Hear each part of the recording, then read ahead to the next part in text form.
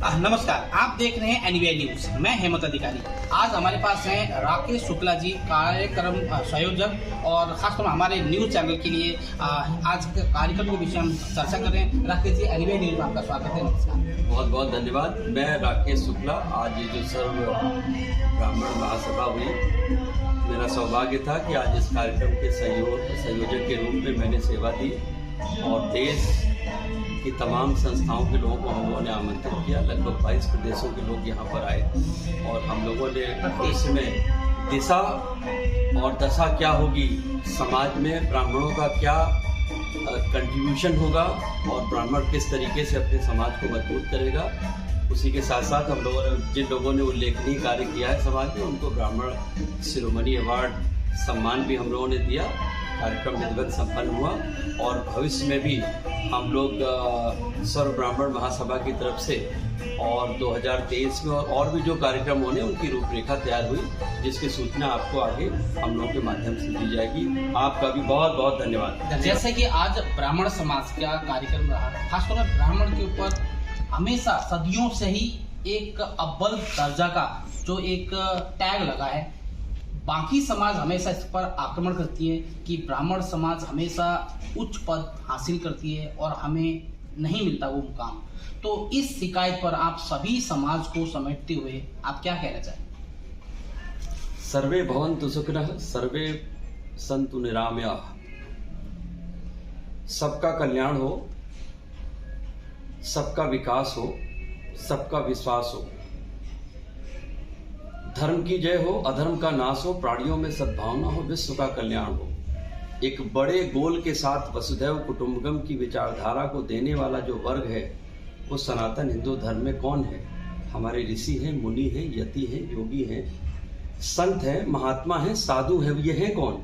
ये ब्राह्मण हैं। ब्राह्मण को समाज में इसलिए सम्मान प्राप्त हुआ क्योंकि ब्राह्मण ने समाज हित में हमेशा से काम किया और सबका भला हो ऐसी कामना की है। तो जब कभी भी समाज हित में कोई भी व्यक्ति काम करेगा तो स्वाभाविक रूप से समाज में वो सम्मान को प्राप्त करेगा। क्योंकि निरंतर सतत जब से सनातन धर्म चला आ रहा है, तब से ब्राह्मणों ने समाज की रक्षा के लिए, समाज के कल्याण के लिए, सभी सुखी हों, सभी स्वस्थ रहें, सभी निरोग रहें, इसकी कामना की। इसलिए समाज ने उन्हें समय समय पर सम्मान दिया और वो अगर उन्होंने सम्मान प्राप्त किया है तो उनके सम्मान के पीछे उनका त्याग है। क्योंकि उसमें ये कहा गया है, तेन तत्तेन त भुंजिता। त्याग में ही सर्वोच्च आकर्षण है। भिक्षा मांग के खाने वाले व्यक्ति को समाज ने अगर सम्मान दिया तो सम्मान प्राप्त करने के पीछे उनका त्याग है। उस त्याग की भावना को देखिए। बाकी आप पूछिए। बिल्कुल, यहाँ पे जो है इसमें एक ब्लेम लगता है कि भाई हमें हमेशा दबाया गया। कारण क्या रहा कि हमारी समाज को, ब्राह्मण समाजों ने हमेशा सदियों से दबाते रहे और हम दबते रहे। अब हम ऐसा नहीं होने वाला। जिस तरह से अभी हाल फिलहाल धर्म परिवर्तन हुआ, एक यहाँ पे दिल्ली के विधायक ने तो मेरे ख्याल से 10,000 हिंदू को बौद्ध धर्म में परिवर्तन कर खुला वो कर दिया, हम तो वो करो कि हम भगवान को नहीं मानते। इस तरह से तब वो भी कराया उन लोगों को, जो था एक तरह से क्या बोलते उसे, संकल्प कराया। देश, काल और वातावरण हमेशा उसमें परिवर्तन होता रहता है। हमारा इतिहास दसियों हजार का है। ये छोटी मोटी घटनाएं होती रहती हैं। मानव स्वभाव रहा है कि मानव स्वभाव में विरोध का भाव भी सतत रहा है।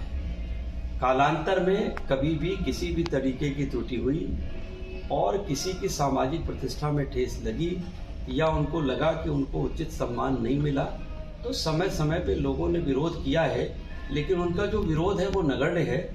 अगर व्यापक स्वरूप में आप जाएंगे तो सनातन हिंदू धर्म की जो पद्धति है, जो जीवन शैली है, उसमें सबको सम्मान दिया गया है, सबको समानता के भाव से देखा गया है और सबके कल्याण की कामना की गई है। मानव स्वभाव है, कुछ लोग कभी कभी नाराज हो जाते हैं, लेकिन उनकी गिनती कहीं नहीं है।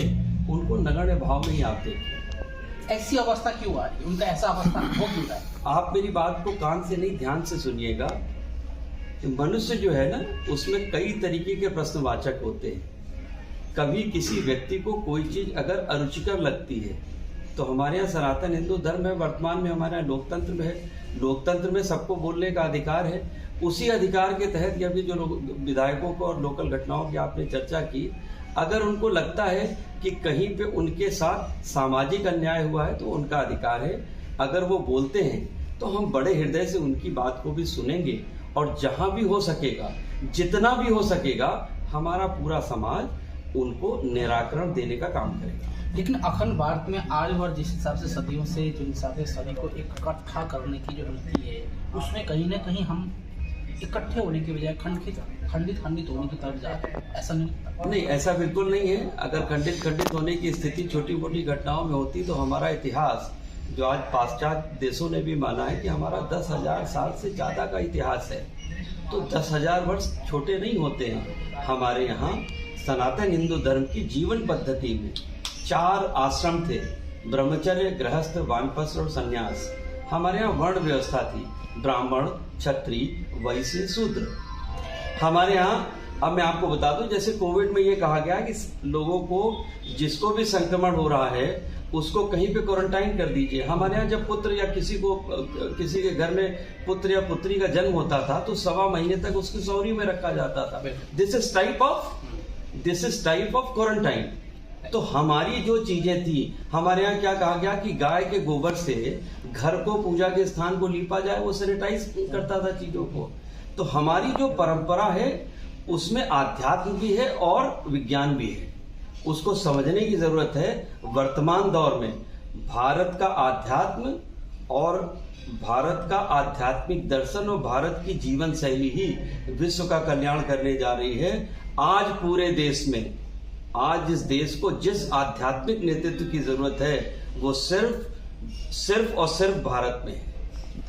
भारत में बाकी समाजों को, हमारे चैनल दर्शकों को क्या संदेश देना चाहते हैं जो कहीं ना कहीं रुष्ट है, उन लोगों को आप क्या कहते हैं? देखिए, ये जो माननीय मोदी जी के नेतृत्व में आज सनातन हिंदू धर्म अपने स्वर्ण काल की तरफ अग्रसर हो रहा है। छोटी मोटी समस्याएं, छोटे मोटे विवाद, छोटी मोटी त्रुटियां होती रहती हैं। बड़े दिल से उन त्रुटियों को, बड़े दिल से उनको माफ करिए, और हिंदू राष्ट्र की परिकल्पना साकार होने जा रही है। उस सपने को कैसे पूरा किया जाए, उस भाव के साथ आगे बढ़िए। जीवन की यात्रा जारी रहेगी, और हमें ऐसा लगता है कि आने वाले समय में हिंदू राष्ट्र की हमारी परिकल्पना साकार होने जा रही है, और अब ईश्वरीय कृपा भी उसमें जुड़ गई है। राम का मंदिर बन रहा है, बाबा महाकाल का फिर से जीर्णोद्धार हो रहा है, बाबा केदार बन रहे हैं। जिस तरीके से हमारे देव स्थानों का विकास हो रहा है, उसी तरीके से हमारे देश का भी विकास हो। हम सबकी शुभकामना और सहयोग होना चाहिए। इसी परिकल्पना के साथ भारत माता की जय जय जय। बहुत बहुत धन्यवाद। सनातन हिंदू धर्म के आदि गुरु शंकराचार्य श्री चरणों में प्रणाम करते हुए मंच पर उपस्थित आचार्य महामंडलेश्वर स्वामी केदारानंद सरस्वती जी के श्री चरणों में अपना प्रणाम अर्पित करते हुए इस सभागार में उपस्थित हमारे सभी देश भर से आए हुए आगंतुकों का अभिवादन करते हुए इस कार्यक्रम की प्राण सत्ता, इस कार्यक्रम के शिल्पी पंडित सुरेश मिश्रा जी, हम सबके संरक्षक और हमेशा मार्गदर्शन देने वाले हमारे पूज्य गणेशिया जी, मंच पर उपस्थित हमारी प्रियदर्शी बहन रमा पांडे जी, शर्मा जी और से आए हुए हमारे महंत जी और अंतिम समय में हमारे उत्तर प्रदेश से चुनकर आए हुए विधायक माननीय पांडे जी एवं सभागार में उपस्थित आप सभी लोगों का मैं हृदय से स्वागत करता हूं और अभिनंदन करता हूं। ब्राह्मण महासभा एक ऐसी सभा है जो ब्राह्मणों का प्रभाव यथावत जारी रहे और ब्राह्मण समाज किसी अभाव में न आए इसकी चिंता करता है। सब में प्रेम भाव युक्त मानव जाति को आत्म आनंद से भरना ही भारत होना है, ब्राह्मण होना है। स्व का ज्ञान, स्व की पहचान और दलगत विचारों से ऊपर उठकर सबका सम्मान, यही आनंद है भारत का। मैं उसी सनातन भारत से जुड़ा हूं, आप सब भी उसी सनातन भारत से जुड़े हैं। आप सबको उसी सनातन भारत से सबको जोड़ना है। पिछले दिनों कोरोना की बीमारी आने के बाद देश और दुनिया के बदले हुए हालात में जिस तरीके की परिस्थितियां पैदा हुई, उसमें भारत का प्रकृति देवो भव का भाव ही पूरी दुनिया को समस्या से निकाल सकता है, ऐसा मेरा मानना है। मेरा ये कहना है कि पूरी दुनिया का जो झगड़ा है वो बाजार को लेके है। दुनिया के दूसरे देश को बाजार की तरह देखते हैं। भारत ही एक ऐसा देश है जो पूरी दुनिया के दूसरे देशों को परिवार के रूप में देखता है। दुनिया का जो झगड़ा है वो व्यापार और बाजार को लेके है। हम सनातन धर्मी वो लोग हैं जो अपने परंपरा और परिवार के साथ आगे बढ़ रहे हैं। हम वसुधैव कुटुंबकम की विचारधारा के साथ चलने वाले लोग अपने जीवन की यात्रा का क्रम जारी रखे हुए हैं और हम इस मंच के माध्यम से पूरी दुनिया को ये संदेश देना चाहते हैं कि हमारा जो इतिहास है वो हजारों वर्षों का है।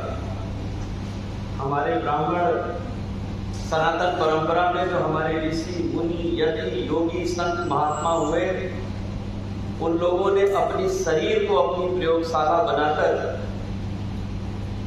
पूरे ब्रह्मांड के गूढ़ की संरचना को समझने का प्रयास किया।